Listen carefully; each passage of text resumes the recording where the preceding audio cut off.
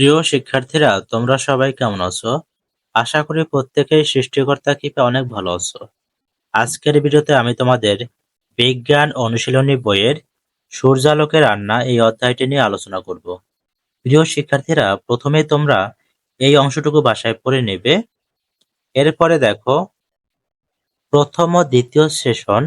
তোমরা কি জানো আমরা কত ভাগ্যবান যে সারা বছর আমরা সূর্যের আলো পাই? কাপড় শুকানো থেকে শুরু করে দৈনন্দিন হাজারো কাজে আমাদের রোদের আলো আর তাপ ব্যবহার করতে হয়। তারপরেও সত্যি বলতে সূর্য থেকে আসা বিশাল শক্তির ভান্ডারের খুব কমই আমরা ব্যবহার করি। এই শক্তির যথাযথ ব্যবহার করা গেলে সৌরশক্তির সাহায্যেই আমাদের জ্বালানি চাহিদার সিংহভাগ মেটানো যেত। ঘনঘনে রোদে কোনো বস্তু বেশিক্ষণ রেখে দিলে কি ঘটে? কখনো খেয়াল করে দেখেছো বস্তুটা ধীরে ধীরে গরম হতে থাকে, তাই তো? সব বস্তুই কি একই রকম গরম হয়ে ওঠে? কোন কোন বস্তু রোদে রাখলে বেশি গরম হয় একটু চিন্তা করে নিচে লিখে রাখো। গনগনে রোদে কোনো বস্তু বেশিক্ষণ রেখে দিলে দেখা যায় বস্তুটি ধীরে ধীরে উত্তপ্ত হতে শুরু করছে। একই সময় ধরে রোদে রাখলেও কোনোটি বেশি উত্তপ্ত হয়, আবার কোনোটি আবার তেমন উত্তপ্ত হয় না। এটি নির্ভর করে বস্তুটির উপাদানের আপেক্ষিক তাপের উপর। যার আপেক্ষিক তাপ বেশি তার তাপমাত্রা বৃদ্ধির জন্য বেশি পরিমাণ তাপের প্রয়োজন। সুতরাং যেটি বেশি উত্তপ্ত হয় তার আপেক্ষিক তাপ তুলনামূলকভাবে কম। যেসব বস্তু রোদে রাখলে বেশি গরম হয়: লোহার দণ্ড, স্টিলের চামচ, অ্যালুমিনিয়ামের গামলা, পিতলের কড়াই, কংক্রিটের বস্তু, গাঢ় রঙের কাপড়, গাঢ় রঙের প্লাস্টিক, এসব বস্তুর আপেক্ষিক তাপ তুলনামূলকভাবে কম হয়। রোদে রাখলে এগুলো বেশি গরম হয়। দেখা যাচ্ছে উপরের বস্তুগুলো বেশিরভাগই ধাতব পদার্থ এবং গাঢ় রঙের। উপরের জিনিসগুলোর মধ্যে কোনো মিল খুঁজে পাচ্ছ? বস্তুগুলো কি দিয়ে তৈরি, কোন রঙের ইত্যাদি দিকগুলো খেয়াল করে দেখো। আরো ভালোভাবে বোঝার জন্য একটা পর্যবেক্ষণ করে দেখা যাক, চলো। থার্মোমিটার দিয়ে 5টি পৃথক বস্তুর, লোহার বস্তু, কাঁচের বস্তু, পানি, সাদা কাপড় ও রঙিন কাপড় তাপমাত্রা পরিমাপ করে নিচের ছকে লিখে রাখো। লোহার বস্তু সূর্যের আলোতে রাখার পূর্বের তাপমাত্রা 21 ডিগ্রি সেলসিয়াস। কাঁচের বস্তু সূর্যের আলোতে রাখার পূর্বের তাপমাত্রা 22 ডিগ্রি সেলসিয়াস। পানি সূর্যের আলোতে রাখার পূর্বের তাপমাত্রা 23 ডিগ্রি সেলসিয়াস। সাদা কাপড় সূর্যের আলোতে রাখার পূর্বের তাপমাত্রা 24 ডিগ্রি সেলসিয়াস। রঙিন কাপড় সূর্যের আলোতে রাখার পূর্বের তাপমাত্রা 25 ডিগ্রি সেলসিয়াস। সূর্যের আলোতে বস্তু রেখে দিলে এদের তাপমাত্রার পরিবর্তন হয় কিনা তা দেখার জন্য বস্তুগুলোকে একটু লম্বা সময় ধরে রোদে রেখে দাও। যেহেতু এই ধরনের পর্যবেক্ষণ সময় সাপেক্ষ, চাইলে এই পর্যবেক্ষণটা সেশন শুরুর আগেই বাসায় বসে করতে পারো, অথবা আজকে বিদ্যালয়ে এসে সেশন শুরুর আগেই বস্তুগুলো রোদে রেখে দিতে পারো, যাতে সেশন চলাকালে তাপমাত্রার নোট পাওয়া যায়।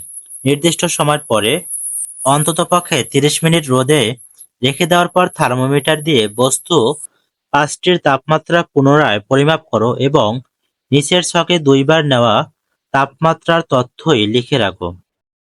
বস্তুর নাম: লোহার বস্তু। সূর্যের আলোতে রাখার পূর্বে তাপমাত্রা 21 ডিগ্রি সেলসিয়াস। সূর্যের আলোতে রাখার পরে তাপমাত্রা 53 ডিগ্রি সেলসিয়াস। আমার মন্তব্য হলো লোহার বস্তুটি অনেক বেশি গরম হয়েছে। কাঁচের বস্তু সূর্যের আলোতে রাখার পূর্বে তাপমাত্রা 22 ডিগ্রি সেলসিয়াস। সূর্যের আলোতে রাখার পরে তাপমাত্রা 39 ডিগ্রি সেলসিয়াস। মন্তব্য: কাঁচের বস্তুটি সহনীয় পর্যায়ে গরম হয়েছে। পানি সূর্যের আলোতে রাখার পূর্বে তাপমাত্রা 23 ডিগ্রি সেলসিয়াস। সূর্যের আলোতে রাখার পরে তাপমাত্রা 29 ডিগ্রি সেলসিয়াস। পানি পূর্বের তুলনায় হালকা গরম হয়েছে। সাদা কাপড় সূর্যের আলোতে রাখার পূর্বের তাপমাত্রা 24 ডিগ্রি সেলসিয়াস। সূর্যের আলোতে রাখার পরে তাপমাত্রা 33 ডিগ্রি সেলসিয়াস। মন্তব্য: সাদা কাপড় পানির থেকে বেশি, তবে কাচের বস্তুটির থেকে কম গরম হয়েছে। রঙিন কাপড় সূর্যের আলোতে রাখার পূর্বের তাপমাত্রা 25 ডিগ্রি সেলসিয়াস। সূর্যের আলোতে রাখার পরে তাপমাত্রা 37 ডিগ্রি সেলসিয়াস। মন্তব্য: রঙিন কাপড়টি সাদা কাপড় থেকে বেশি গরম হয়েছে। আগের আর পরের তাপমাত্রার কোনো পার্থক্য কি দেখতে পাচ্ছ? পার্থক্য থেকে থাকলে কারণ কি হতে পারে? আবার প্রতিটি বস্তুর তাপমাত্রার পরিবর্তন কি একই রকম ঘটেছে? বন্ধুদের সাথে আলাপ করে তোমার ব্যাখ্যা নিচে লিখে রাখো। আগের আর পরের তাপমাত্রা লক্ষণীয় পার্থক্য বিদ্যমান এবং প্রত্যেকটি বস্তু একই সময় ধরে রোদে রাখার ফলেও তাপমাত্রায় পরিবর্তন একই হয়নি। সবচেয়ে বেশি তাপমাত্রার পরিবর্তন হয়েছে লোহার বস্তুতে এবং সবচেয়ে কম তাপমাত্রার পরিবর্তন হয়েছে পানিতে। একটা বস্তু কতটা গরম হবে এটি নির্ভর করে বস্তুটির আপেক্ষিক তাপের উপর। 1 কিলোগ্রাম ভরের কোনো বস্তুর তাপমাত্রা 1 ডিগ্রি সেলসিয়াস বৃদ্ধি করতে যে পরিমাণ তাপের প্রয়োজন হয় তাকে ওই বস্তুর উপাদানের আপেক্ষিক তাপ বলে। আপেক্ষিক তাপ বস্তুর উপাদান ভেদে ভিন্ন ভিন্ন হয়। উপরে উল্লিখিত বস্তুগুলোর মধ্যে আপেক্ষিক তাপ সবথেকে কম লোহার এবং সবথেকে বেশি পানির। অর্থাৎ 1 কিলোগ্রাম লোহার তাপমাত্রা 1 ডিগ্রি সেলসিয়াস বাড়াতে সবথেকে কম তাপের প্রয়োজন এবং 1 কিলোগ্রাম পানির তাপমাত্রা 1 ডিগ্রি সেলসিয়াস বাড়াতে সবথেকে বেশি তাপের প্রয়োজন। উল্লেখিত বস্তুগুলোর আপেক্ষিক তাপের ক্রম হচ্ছে: পানি সবথেকে বেশি পানির, তারপর হচ্ছে সাদা কাপড়, তারপর হচ্ছে রঙিন কাপড়, তারপর হচ্ছে কাঁচের বস্তু, তারপর হচ্ছে লোহার বস্তু। এ কারণে সমপরিমাণ তাপ দিয়ে লোহার তাপমাত্রা সবথেকে বেশি বেড়েছে এবং পানির তাপমাত্রা সবথেকে কম বেড়েছে। সুতরাং তাপমাত্রা বৃদ্ধির ক্রম: লোহা 32 ডিগ্রি সেলসিয়াস, কাঁচের বস্তু 17 ডিগ্রি সেলসিয়াস, রঙিন বস্তু 12 ডিগ্রি সেলসিয়াস, সাদা কাপড় 9 ডিগ্রি সেলসিয়াস, পানি 6 ডিগ্রি সেলসিয়াস।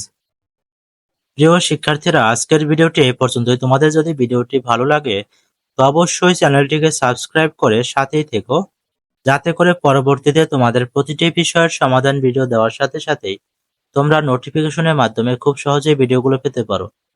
ভিডিওটি শেষ পর্যন্ত দেখার জন্য তোমাদেরকে অসংখ্য ধন্যবাদ। ভালো থেকো সবাই। পরবর্তী ভিডিওতে আবারও দেখা হবে।